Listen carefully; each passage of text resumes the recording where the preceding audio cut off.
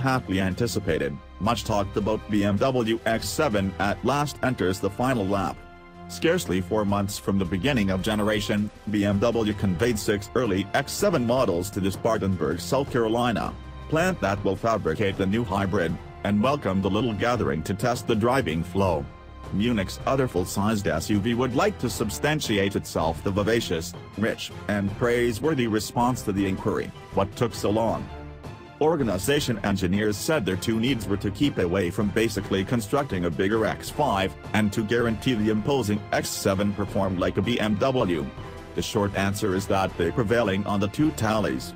The marginally longer answer is that they may have scored preferable on the second tally over on the first. Maybe it was the optic contorting impacts of cover, however the X7 did not look outrageously bigger than the X5. It wasn't until the X5 camera auto veered up to one of the X7 analyzers on the parkway that the slight distinction in mass ended up obvious. In any event, from the back, BMW would not like to get into particular measurements. Every one of the an architect would let us know is that the X5 is under 5 meters, 4.91 to be correct, or around 16 feet, while the X7 extends past 5 meters. Not exclusively does the X7 sit on a more drawn-out wheelbase than the X5, the X7's body's been skewed rearward. Contrasting the X7 with the current X5, the back shades are relatively comparative, yet there's scarcely any sheet metal in front of the X7's front wheels.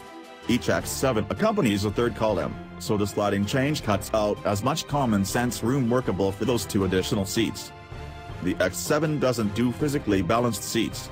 Models with a moment push seat get control seatbacks and reinforces, split 60-40. Flipping a switch on the seatback bear overlap the seatback forward and pivots the seat up off the floor for access to the third column, naturally sliding the front seat forward when more space is required. The wide back entryways and seat artful dance make third push section uncomplicated. The X7 goes where no creation, 4-wheel BMW has gone before rough terrain. A discretionary off-road package includes a moment flip the middle passage that controls 4 landscape drive modes, X-Sand, X-Rocks, X-Gravel, and X-Snow.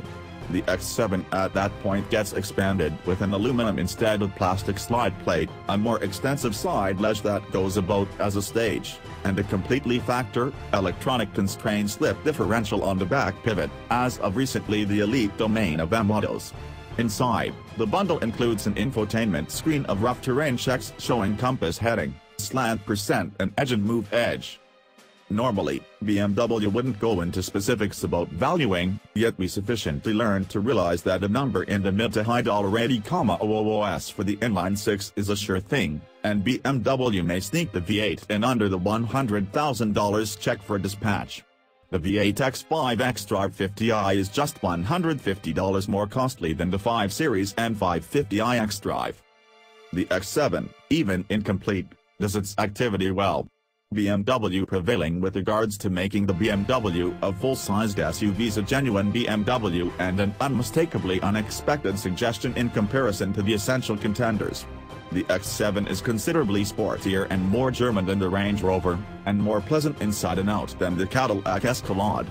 It's futile to contrast the fresh out-of-the-box new X7 with the old and destined to be supplanted Mercedes-Benz GLS. However, Mercedes' trademark comfort-forward brand ethos will put adequate space between the coming GLS and the X7. The X7s we drove fly the world over for testing and last tuning before generation starts in August. Expect an uncover either at the Frankfurt Motor Show or, more probable, the L.A. Auto Show.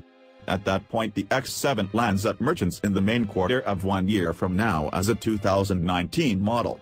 After that, unless BMW by one means or another cockerels things up frightfully in the following half year, you can hope to see a huge amount of X7s in the city.